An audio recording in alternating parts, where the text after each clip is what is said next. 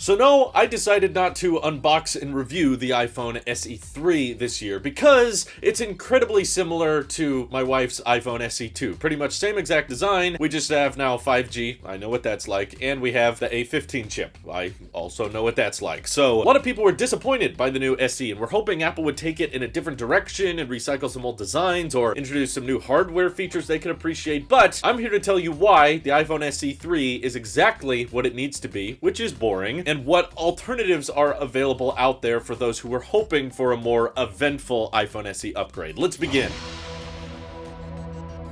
So first of all, iPhone SE still is looking like an iPhone 8, or arguably from the front an iPhone 6 design from way back in 2014, and it's basically still surviving somehow into 2022. Many of you were hoping Apple would at least kind of, repackage an iPhone XR or iPhone 11, kind of turn that model into the SE, give it Face ID, give it a bigger display, get rid of the home button, just make it feel like a more modern, streamlined phone that fits in more equivalently with the rest of the Apple ecosystem. But I'm here to say what you actually want is just a cheaper version of the iPhone XR and iPhone 11. What I think most people cling on to when they think SE is that awesome price point. Well, that used to be $399. Now inflation hit and it's becoming $429, but still people like having that entry-level iPhone model become a better and better deal. And if you do genuinely want a redesigned version of the iPhone SE with a 6.1-inch display or Face ID and going all in on the gesture controls and whatnot, I highly encourage you guys to check out the Certified Refurbished page, which Apple has been updating a lot recently. In fact, they have the iPhone XR with the 128 gig configuration. So I saw that disappointment floating around a lot too. People are like, what? It's still 64 gigs by default on the new SE? Yeah, okay, if you want more storage than that, it's a bit of a bummer. But the iPhone XR with its A12 chip, which is still decent in 2022, you can get through Certified Refurbished, and Apple will replace the battery, they'll replace the glass and the aluminum.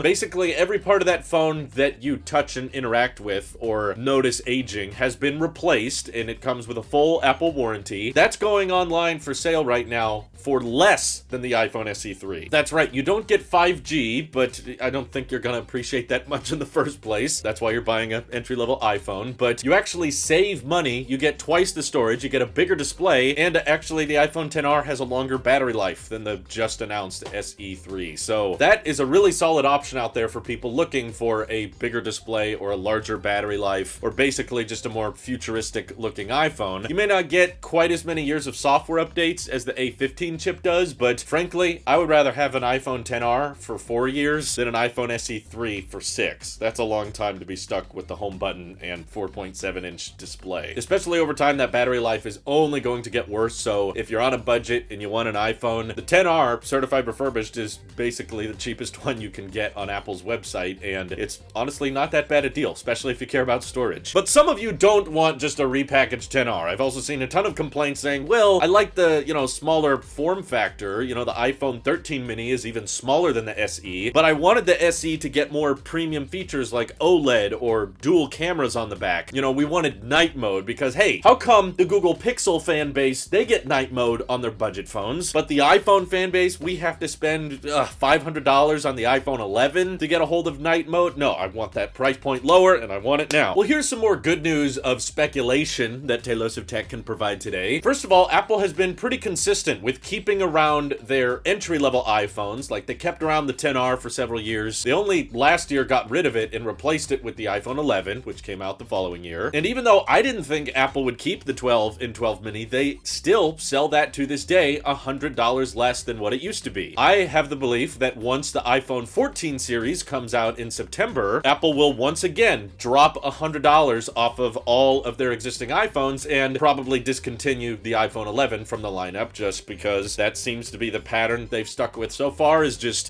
getting rid of the high-end like 10s or 11 Pro iPhones, but those entry-level ones they keep around for a year, discount them $100 and move them down the line. So if this trend continues, that means that this September, which is only 6 months away in reality, the iPhone 12 mini SE, which is smaller than the iPhone SE3. It's got the OLED display. It's got the same battery life, actually, as the SE3 that just came out. That should be starting at $499, which might not be as crazy low as you guys were hoping, but because they typically don't introduce a new iPhone SE every single year, I don't think that price point is going to get cut in half in 6 months or a year. That's probably just going to remain as the entry-level iPhone starting at $429. But knowing that the iPhone 12 mini within a matter of months is going to be $500, and you're going to have night mode, you're going to have an ultra-wide camera on the back, you're going to have an OLED display and Face ID and a more compact design that's far more reminiscent of the original iPhone SE with its squared-off chassis. And I loved that phone, by the way. I used the iPhone 12 mini for 10 months before the 13 came out, and I was in love with that form factor. It's very, very comfortable to hold and easy to use with one hand for hours on end. My sister actually had an iPhone SE first generation and was looking to upgrade last year, and she didn't like the SE2 because of how much bigger it was than the first generation. So I showed her my 12 mini and she loved that form factor. So I sold it to her. She's still using it to this day, and I think that would be a solid option. Okay, you got 6 months to save up $70, but I do think there's a decent chance you're gonna get an A14 chip equipped $499 iPhone with night mode, ultra wide camera, Face ID, and the Super Retina XDR panel. So that should be pretty much that dream iPhone SE description that everyone was having. 12 mini will even have 5G if that's what you're looking to upgrade for and you're worried about buying an iPhone 11 for $499 or a 10R for $420 just because it doesn't have 5G, which of course is the most important feature for all $400 phone buyers. But frankly, I think that a lot of people were hoping the iPhone SE would be something that basically already exists. The reason Apple is able to get that price point so low is because they recycle so much of those old designs, but of course they put money towards other things like the A15 chip to ensure people buying the SE3, that's going to get years and years of software support. If you're the type of person that was unhappy with that recycled design and you wanted them to add an additional camera or add an OLED display or add a bigger battery life, then that would have driven the price up for that particular iPhone. Not by a lot, you're right. It's not like the most expensive thing in the world to add an OLED display, and it's not the most expensive thing in the world to add an ultra-wide camera, but because Apple cares about having, you know, certain secure profit margins, it's probably just gonna bump up that price a couple dozen dollars. So the fact that the 12 mini later this year is probably gonna start at $499, I think is an astounding deal, and that should probably end up being very popular among people who like the compact form factor. And if you wanted a larger form factor, then the iPhone XR they're selling certified refurbished, I think is a much better deal. It's a much better value, and I don't think honestly you're gonna notice or care that it's missing the A15 chip or the 5G modems, because at the end of the day you're gonna have a better battery life and a bigger display and pretty much the exact same camera, except now you have the true depth camera system on the front. So there's options out there for people who were disappointed by the SE3 that I think are competitive and I think are absolutely worth it. So the purpose the SE3 serves in the lineup is essentially being exactly that, a boring design, because some people are gonna live and die by the home button. Some people really, really want that curved chassis that reminds them of the iPhone 6 days. And if you wanted anything that wasn't that, there are options in certified refurbished, and the 12 mini will get cheaper later in the year. So I hope that answers a lot of the SE3 disappointment out there and explains why Apple has decided to play the SE3 the boring traditional route, because that's the market it's catering to. Let me know what you guys think of the recently announced iPhone SE3 down in the comments below. This is your Apple Sheep here. I'll see you all in the next one.